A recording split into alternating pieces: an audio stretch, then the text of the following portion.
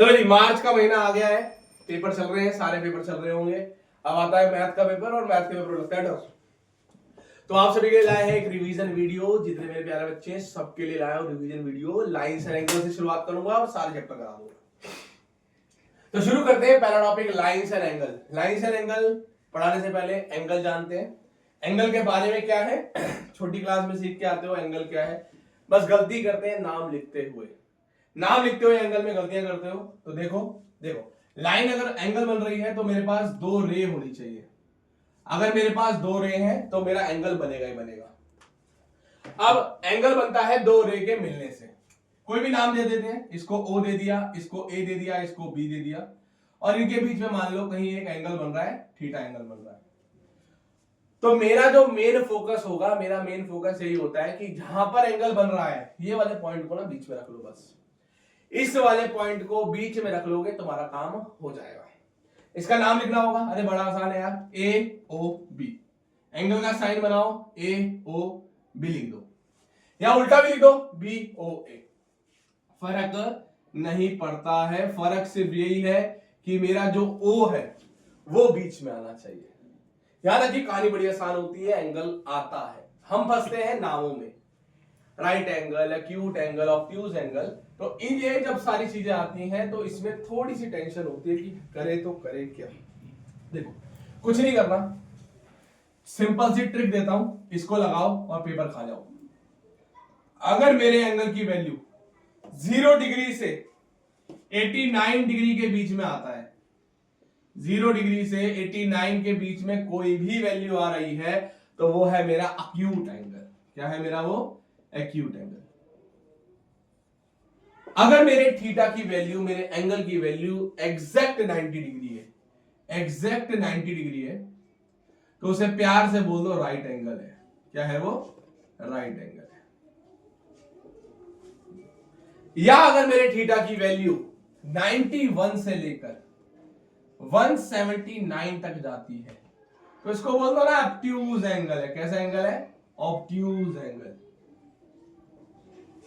इतना तो अनपढ़ कोई भी नहीं होगा कि ये नहीं पहचान सकता। 0 से 89 एक्यूट कर दूंगा, 90 होगा तो राइट कर दूंगा, और 91 से 179 होगा तो ऑब्ट्यूज कर दूंगा। अगर बाई चांस आपका एंगल 180 डिग्री का आता है तो उसको लिख दो कि वो कैसा एंगल है, वो एक स्ट्रेट एंगल है। अगर बाई चांस मेरा एंगल 181 को क्रॉस कर देता है, 181 से लेकर 359 तक जाता है, तो ऐसे एंगल को प्यार से बुला लो रिफ्लेक्स एंगल। ऐसे एंगल को प्यार से बुला लो रिफ्लेक्स एंगल।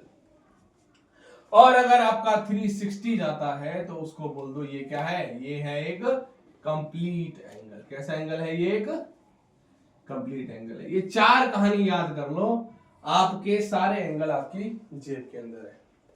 कैसे कैसे? 0 से 89 के बीच में आएगा तो एक्यूट एंगल हो जाएगा। एक्यूट एंगल बनाने का तरीका इस तरीके से होता है। सिंपली क्या करो, ज्यादा दिमाग मत लगाओ, एक एल बनाओ। एक एल बनाया। अगर इस एल के इस तरह अंदर मैं कुछ काम कर रहा हूं तो सारे एंगल क्या है? एक्यूट है। अगर इस एल के बाहर जाता हूं, इस एल के बाहर जा रहा हूं तो ऑब्ट्यूज एंगल हो गया। और अगर इसी को ही मैं सीधा कर दूं तो राइट है, तो हमारा स्ट्रेट एंगल हो गया। और अगर मेरे पास नॉर्मल एल है तो वो क्या हो गया? राइट एंगल हो गया। तो ये सारे एंगल्स होते हैं, इनमें कंफ्यूजन नहीं होनी चाहिए, क्योंकि पहला क्या है, ये सारी वैल्यूज याद होंगी। कोई भी बीच की वैल्यू आपको देगा, पूछेगा ये कौन सा एंगल है, इसका नाम लिख दो, तो एंगल की कहानी हो गई इतनी खत्म। फिर बात आती है मेरे पास, दो टर्म्स आती हैं और उससे रिगार्डिंग क्वेश्चंस आते हैं बहुत सारे। आपकी पहली एक्सरसाइज भी करा दूंगा और पहली एक्सरसाइज में जो क्वेश्चन है वो भी सारे सॉल्व करा दूंगा, एक एक क्वेश्चन करा दूंगा, बाकी क्वेश्चन आप खुद करना। जैसे सबसे पहला जो टॉपिक है वो है कॉम्प्लीमेंट्री एंगल। Complementary angle. अब क्या बोला है भाई कॉम्प्लीमेंट्री एंगल? कॉम्प्लीमेंट्री एंगल का मतलब होता है जिन दो एंगल को प्लस करके, किन्हीं दो एंगल को अगर आप प्लस करते हैं और उनका जो सम है वो 90 डिग्री आ जाए। किन्हीं दो एंगल को प्लस करके अगर मैं 90 डिग्री ले आऊं तो ऐसे एंगल को बोलते हैं कॉम्प्लीमेंट्री एंगल्स। ऐसे एंगल को बोलते हैं कॉम्प्लीमेंट्री एंगल। जैसे मेरे पास दो एंगल दे देगा, कह रहा है 60 और 30, और पूछेगा क्या ये दोनों कॉम्प्लीमेंट्री एंगल है, तो मुझे कुछ नहीं करना है, सिंपली क्या करो, दोनों एंगल को प्लस कर लो। दोनों एंगल को प्लस कर लो, 60 प्लस 30 को प्लस करोगे तो आंसर आ रहा है कितना, 90। अरे ये तो कॉम्प्लीमेंट्री, ये तो कॉम्प्लीमेंट्री। तो ऐसे दो एंगल जिनको प्लस करके आपका सब 90 हो जाए, इनको बोलते हैं कॉम्प्लीमेंट्री एंगल्स। या क्वेश्चन इस तरीके से होता है, आपको कह रहा है एक एंगल 45 डिग्री है, एक एंगल 45 डिग्री है, उसका कॉम्प्लीमेंट्री निकाल लो। अब ये बहुत बड़ा महाभारत तो है नहीं। अगर एक 45 है तो क्या करो, जो भी एंगल दिया है उसको 90 से माइनस कर दो। जो भी एंगल दिया है उसको 90 से माइनस करोगे तो उसका कॉम्प्लीमेंट्री आ जाएगा। उसका क्या आ जाएगा, कॉम्प्लीमेंट्री आ जाएगा। ऐसे ही जैसे कॉम्प्लीमेंट्री है बेटा, वैसे ही सप्लीमेंट्री एंगल भी होता है। सप्लीमेंट्री एंगल भी होता है, सप्लीमेंट्री एंगल। अब सप्लीमेंट्री एंगल क्या है, अरे वो एंगल जिनका, दो एंगल ले लो यार, दो एंगल लो, उन्हें प्लस करो, अगर वो 180 डिग्री के बराबर हो जाए तो ऐसे एंगल हो जाते हैं सप्लीमेंट्री एंगल। उन्हें क्या बोलते हैं, सप्लीमेंट्री एंगल्स बोलते हैं। वही दो एंगल दे दिए मेरे को, बोल रहा है 130 और 50, और आपसे पूछेगा क्या ये दोनों एंगल आपके कॉम्प्लीमेंट्री एंगल्स हैं, क्या ये आपके या सप्लीमेंट्री एंगल्स हैं। कुछ मत करो, प्लस करके देख लो। अगर प्लस करने पे इनका सम 180 के बराबर आता है तो ये कैसे एंगल है, ये एक सप्लीमेंट्री एंगल है। तो ये क्या है, एक सप्लीमेंट्री एंगल है। सेम इस टाइप का क्वेश्चन यहां पर भी आपको मिलेगा। क्या बोलेगा, आपको बोलेगा 130 दे रखा है, इसका कॉम्प्लीमेंट्री निकालो। अरे क्या करो यार, 180 में से माइनस कर लो ना, 180 से माइनस करोगे तो 50, एक कॉम्प्लीमेंट्री, इसका सप्लीमेंट्री एंगल आ गया। तो आपकी पूरी पहली एक्सरसाइज, अब आते हैं पहली एक्सरसाइज के ऊपर, और पहली एक्सरसाइज पे इन कॉम्प्लीमेंट्री और सप्लीमेंट्री के ऊपर ही सारे न्यूमेरिकल, सारे क्वेश्चंस आने वाले हैं। इसमें से एक क्वेश्चन आपको मिलेगा ही मिलेगा। तो इस चैप्टर की पहली एक्सरसाइज लेके आता हूं। पहली एक्सरसाइज देखते हैं। देखो पहली एक्सरसाइज इतनी आसान है, कुछ भी नहीं है उसके अंदर, एक एक क्वेश्चन का एक एक टाइप करा दूंगा। तो एक्सरसाइज नंबर 1 जो है इसकी, वो करते हैं। पहला क्वेश्चन देखोगे तो पहले क्वेश्चन में आपको एंगल दे रखा है, इस तरीके से आपको एंगल दे रखा है। अगर ये पार्ट देखते हैं इसका, तो एंगल दे रखा है, एंगल दिया है 20 डिग्री, 20 डिग्री एंगल दे रखा है। बोल रहा है इसका कॉम्प्लीमेंट्री निकालो, इसका कॉम्प्लीमेंट्री निकालो। तो मुझे पता है अगर कॉम्प्लीमेंट्री बोल रहा है तो उसको 90 से माइनस करके इसका आंसर लिखना है।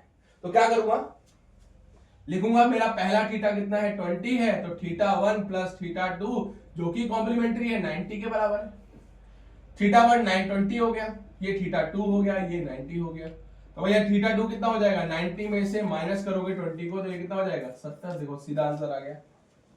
पता है, पता होता है, पर क्या गलती करते हैं, लिखने में नंबर कटवा लेते हैं। तो लिखने के भी थोड़े नंबर हो जाते हैं। अगर आपका एमसीक्यू में नहीं आता है, एमसीक्यू में आता है तो सीधा लिखो, अगर 1 नंबर 2 नंबर में आता है तो ऐसे पूरा स्टेप करके लिख दो, काम हो जाएगा।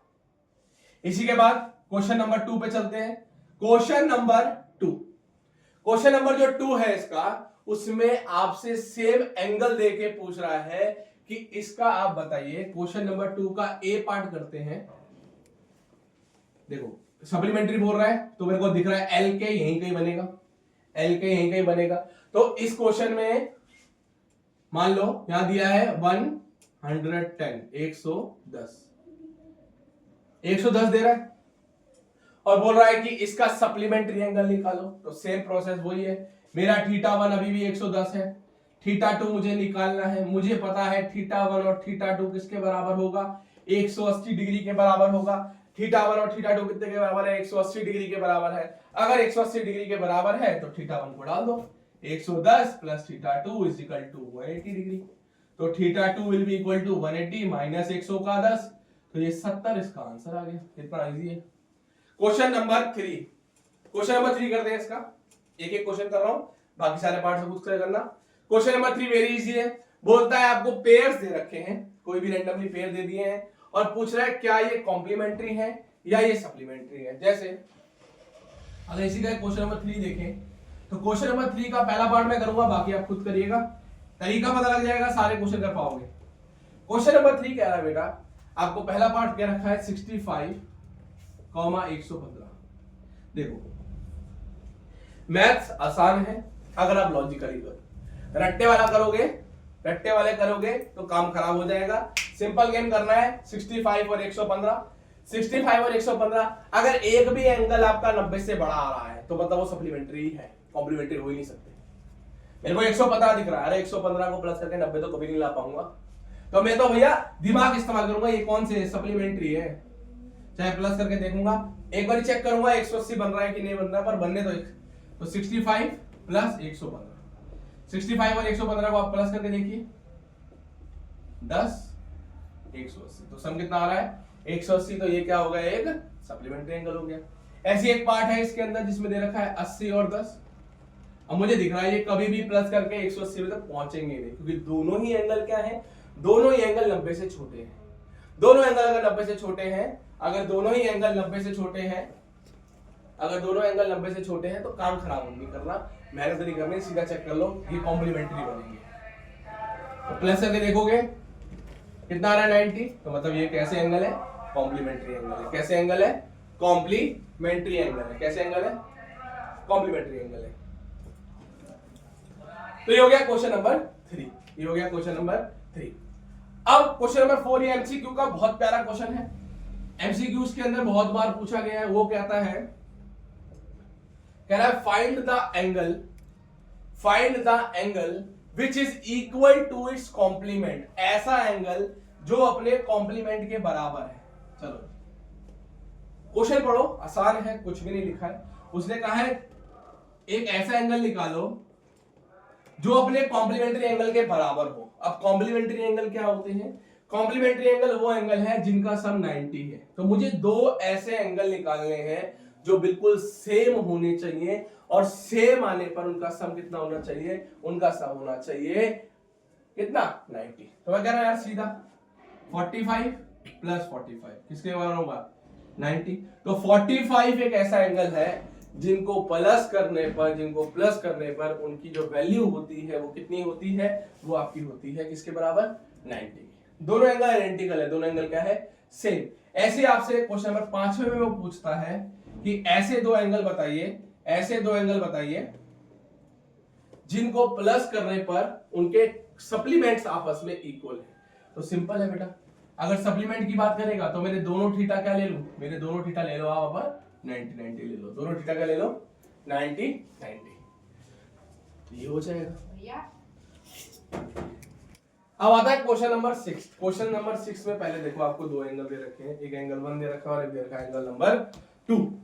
मुझे दिख रहा है ये तो पूरा एक स्ट्रेट एंगल है 180 है, मतलब एंगल 1 और एंगल 2 को अगर मैं प्लस करूं तो वो किसके बराबर आ जाएगा, वो बराबर आ जाएगा 180 के बराबर आना चाहिए। अब क्वेश्चन ने एस पर कुछ निकालने को नहीं बोला है, उसने बोला है अगर दो एंगल को प्लस करके 180 आ रहा है, वो कह रहा है अगर वो इस एंगल 1 को इंक्रीज करेगा, तो लॉजिकली सोचने की बात है, अगर एक एंगल बढ़ रहा है तो दूसरा एंगल बढ़ तो सकता नहीं है क्योंकि प्लस करके 180 बनाना है। तो लॉजिकली क्या होगा, अगर एक एंगल बढ़ेगा तो मेरा आंसर होगा कि दूसरा एंगल क्या हो जाएगा, डिक्रीज होगा। क्या हो जाएगा, डिक्रीज। जैसे फॉर एग्जांपल एक एंगल मैंने स्टार्टिंग में 130 और 50 लिया था, इनका सम कितना बनना था 180। अब मैंने कहा इसको 130 ना लेके मैं 140 ले लेता हूं, तो ये 50 तो रहेगा नहीं, अभी 50 से कम होगा, कितना हो जाएगा 40 हो गया। अगर मैंने यहां पर 10 इंक्रीज करे हैं तो यहां पर 10 मैंने क्या करने पड़े, माइनस करने पड़े, डिक्रीज करने पड़े। तो अगर एक एंगल बढ़ रहा है तो दूसरा घट जाता है, या ऐसे बोल सकता है अगर एंगल 2 इंक्रीज हो रहा है तो एंगल 1 के साथ क्या होगा, एंगल 1 भी क्या हो जाएगा, डिक्रीज। अगर ये इंक्रीज तो ये डिक्रीज, ये इंक्रीज तो ये, ऑल्टरनेट कर दो, उल्टा कर दो। फिर आते हैं क्वेश्चन नंबर 2 के अंदर। क्वेश्चन नंबर 7 को अगर हम देखें, क्वेश्चन नंबर 7 के अंदर क्या दिया हुआ है, क्वेश्चन नंबर 7 है जो आपका क्वेश्चन नंबर 7 को अगर देखोगे तो उन्होंने बोला है आपके पास दो एक्यूट एंगल्स है, क्या दो एक्यूट एंगल्स भी सप्लीमेंट्री, दो एंगल है मेरे पास, दो एक्यूट एंगल्स है, मतलब मेरे जो थीटा है, थीटा 1 है और जो थीटा 2 है दोनों ही क्या है 90 से छोटे हैं, लेस देन 90 है। और मेरा टारगेट ये है कि मुझे इनका जो सम है वो सप्लीमेंट्री बनाना है। सप्लीमेंट्री मतलब मेरे दोनों थीटा को प्लस करके मेरा आंसर 180 के बराबर आना चाहिए। किसके बराबर आना चाहिए? 180 डिग्री के बराबर आना चाहिए। तो ऑप्शंस है, क्या मेरे जो दोनों थीटा हैं ये एक्यूट होंगे तो भी काम होगा, ऑब्ट्यूज होंगे तब भी चलेगा, या दोनों ही एंगल मेरे राइट है तब भी होगा। अब ध्यान से सुनो बेटा, अगर मेरे दोनों एंगल एक्यूट है तो कभी भी, मैंने बताया था अभी, कभी भी 180 तो भर ही नहीं सकते, तो ये तो खत्म हो गया। अगर मेरे दोनों के दोनों एंगल, एग्जैक्ट दोनों के दोनों एंगल अगर दोनों ही ऑब्ट्यूज है तब भी वो कभी सप्लीमेंट्री नहीं बना। एग्जांपल ले लो, 80 और 10 ये कभी मिलके 180 नहीं बना पाएंगे, या 110 और 70, देखो एक मुझे क्या लेना पड़ा? एक्यूट लेना पड़ा, दोनों ऑब्ट्यूज हो नहीं सकते। तो इसका राइट आंसर होगा कि राइट होने चाहिए, दोनों ही 90-90 होंगे तो मैं क्या कर दूंगा? सप्लीमेंट्री बना सकता हूं। तो ये थी पूरी एक्सरसाइज इसके रिगार्डिंग। ये पूरी आपकी एक्सरसाइज है, इससे जितने बाकी बचे हुए क्वेश्चन हैं इन्हीं टॉपिक्स पे लग जाएंगे। एक क्वेश्चन है जो 11th-12th क्वेश्चन है वो मैं करा देता हूं, वो थोड़ा सा लॉजिकल क्वेश्चन होता है, कैसे करते हैं। बाकी सारे क्वेश्चन बिल्कुल आसान है, आप सारे क्वेश्चन खुद कर सकते हो। अब आपके लिए एक नया चीज लेके आता हूं, एक्यूट ऑब्ट्यूज के सारे क्वेश्चन हो गए हैं। अब आता है एक नया topic, that is adjacent angle. एक है एडजेसेंट एंगल और एक है वर्टिकली अपोजिट एंगल। देखो एडजेसेंट एंगल का मतलब क्या होता है? पड़ोसी एंगल। एडजेसेंट का मतलब होता है पड़ोसी एंगल। अगर मेरे पास एक एंगल ये रहा, लेट से ये एंगल 1 है और ये एंगल 2, तो ये एंगल इसका पड़ोसी है, तो पड़ोसी एंगल को ही क्या कहते हैं? एडजेसेंट एंगल कहते हैं। अब वर्टिकली अपोजिट को ले लूं, वर्टिकल अपोजिट बेसिकली क्या होते हैं? तब बनते हैं जब दो लाइनें आपस में एक पॉइंट पे इंटरसेक्ट करें। मेरे पास दो लाइनें हैं, ये लाइन 1 है और ये लाइन 2 है, ये क्या कर रहे हैं? एक पॉइंट O पे इंटरसेक्ट कर रहे हैं। तो ये वाला एंगल, इसको देखोगे, और ये वाला एंगल, जो सामने सामने वाले एंगल हैं, इन्हें कहते हैं वर्टिकली अपोजिट एंगल्स। इन्हें कहते हैं वर्टिकली अपोजिट एंगल्स। तो अगर इसको बोलो एंगल 1 और इसको बोल दो एंगल 2, तो एंगल 1 और एंगल 2 क्या है? Vertically opposite angle. Let's say यहां पर भी एक एंगल होगा, एंगल 3 और एंगल 4, तो ऐसी एंगल 3 और एंगल 4 भी क्या है? वर्टिकली अपोजिट एंगल है। तो इसी के ही बाकी क्वेश्चंस होते हैं, बाकी क्वेश्चन इसी के ही रिगार्डिंग होंगे। वर्टिकली अपोजिट एंगल आपको निकालने को बोलेगा, डायग्राम देगा, उसमें बोलेगा आप वर्टिकली अपोजिट एंगल बताइए, एडजेसेंट एंगल बताइए, ये सारे एंगल्स बताने को आएंगे। कि आपको बताना है कि ये दोनों एंगल कौन से एंगल्स हैं। एक क्वेश्चन है, क्वेश्चन नंबर 12, आपकी ही एक्सरसाइज का लास्ट क्वेश्चन है, क्वेश्चन नंबर 12। इसमें बोलता है वैल्यूज निकालिए। देखिए वैल्यूज निकालना इज वेरी, बिल्कुल मक्खन की तरह काम होता है। आपको कॉन्सेप्ट पता होना चाहिए, कॉन्सेप्ट पता होगा तो 2 मिनट के अंदर निकल जाएगा। जल्दीबाजी रट्टाफिकेशन करोगे तो अटक जाओगे। सबसे पहले अगर पेपर में क्वेश्चन आता है तो आप डायग्राम बनाओ और सोचो कौन सी चीज कैसे बन सकती है। मुझे क्वेश्चन के अंदर इस तरीके से दो इंटरसेक्टिंग लाइन दे रखी है और कुछ एंगल्स दिए हैं। जैसे इधर देखोगे 55 दिया है, ये मेरे एंगल्स हैं कुछ, ये y है, यहां मेरा y है, ये x है और ये z है, ये z है और ये x है। मुझे करना क्या है? मुझे इन x y z की वैल्यूज निकालनी है। पहले दिमाग लगाओ यार, मुझे साफ दिख रहा है यार, अंधे को भी दिख रहा है कि ये तो यार लाइन इंटरसेक्ट कर रही है, दो लाइनें इंटरसेक्ट कर रही है, तो वर्टिकली अपोजिट का कलेश तो है इसमें।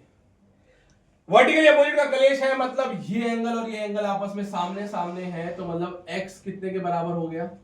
55 के। क्यों? क्योंकि ये क्या है? वर्टिकली अपोजिट एंगल है। अब y और z भी तो वर्टिकली अपोजिट है, y और z भी क्या है? ये भी क्या है? वर्टिकली अपोजिट का ही गेम खेलेंगे। अगर मैं एक इनमें से निकाल लूं तो दूसरा अपने आप निकल जाएगा। अगर ध्यान से देखो बेटा, ये एक स्ट्रेट लाइन है, ध्यान से देखोगे तो एक स्ट्रेट लाइन है, और ये दोनों क्या है? x और y आपस में मिलकर क्या बना रहे हैं? एक 180 डिग्री का एंगल बना रहे हैं। तो x plus y is equal to 180।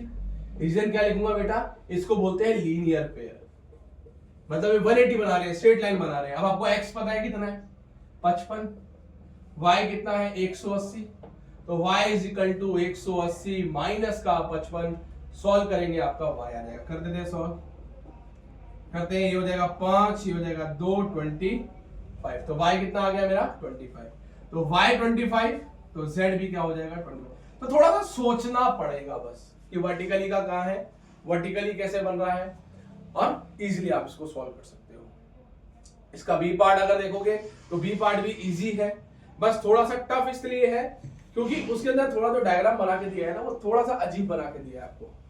अगर इसका डायग्राम बनाए, अगर इस डायग्राम को थोड़ा सा जूम करें तो हमें समझ आएगा क्या है। इसको थोड़ा सा जूम करोगे तो क्लियर हो जाएगा कि ये करना कैसे है। इसी का बी पार्ट लेके आते हैं। जूम करने पे देखोगे ना, ऐसे एक लाइन जा रही है, एक एक करके बनाओगे, जूम पिक्चर बनाओगे तो समझ आएगा। इस तरीके से है।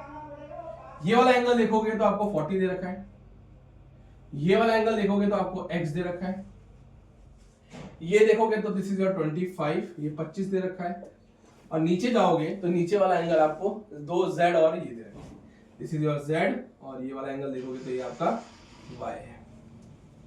ये थोड़ा सा अटपटा डायग्राम है, और इस अटपटे डायग्राम को भी अगर मैं चाहूं तो छोटा छोटा करके तोड़ के आपका काम कर सकता हूं।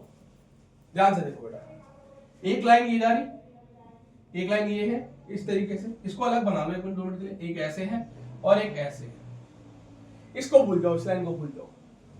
तो देखोगे ये वाला एंगल और ये वाला एंगल तो सेम आना चाहिए, z और ये वाला एंगल और ये वाला एंगल तो मुझे सेम दिख रहा है। मैं इसको थोड़ी देर के लिए भूल गया, इस लाइन को भूल गया, तो मुझे दिख रहा है ये तो भैया इंटरसेक्ट कर रही हैं और एक पॉइंट पे कर रही हैं, तो यहां पर इनका रिश्ता तो मुझे दिख रहा है। तो मैं ध्यान से देखूं तो z इज इक्वल टू 40 हो रहा है। क्यों भाई, वर्टिकली अपोजिट एंगल है। कैसा एंगल है, वर्टिकली अपोजिट एंगल है। चलो ये मेरा काम हो गया। अब फिर देखो, यहां तो सीधी लाइन है, ये जो है y और z है, ये क्या लीनियर पेयर बना रहे हैं, हाँ लीनियर पेयर बना रहे हैं। तो y plus z is equal to कितना हो गया 180। क्यों, क्योंकि ये लीनियर पेयर बना रहे हैं। z मुझे पता है 40 है, तो यहां डाल देते हैं 40 इज इक्वल टू 180। तो y इज इक्वल टू 180 में से 40 को माइनस करोगे तो 140 आपका y आ जाएगा। तो मेरे पास y की वैल्यू क्या आ गई, अब y मेरा हो गया 140, y हो गया मेरा 140। अब x के लिए क्या करते हैं, यहां भी तो अगर मैं पूरा देखूं तो ये पूरा 180 है, ये पूरा 180 है। तो x plus 40 plus 25 is equal to 180, is equal to 180। तो इन सब की अगर को प्लस करेंगे, x is equal to 180 minus 40 plus 25, तो 180 और 40, और इसको अगर आप प्लस कर लेते हैं तो 5 और ये 4 2 6 65 माइनस करेंगे, हमारा x आ जाएगा। तो इस तरीके से हम पहली एक्सरसाइज कर सकते हैं। तो ये वीडियो कंप्लीट इंट्रोडक्शन है और पहली एक्सरसाइज है। नेक्स्ट वीडियो में सेकंड एक्सरसाइज और उसके बाद में कराऊंगा।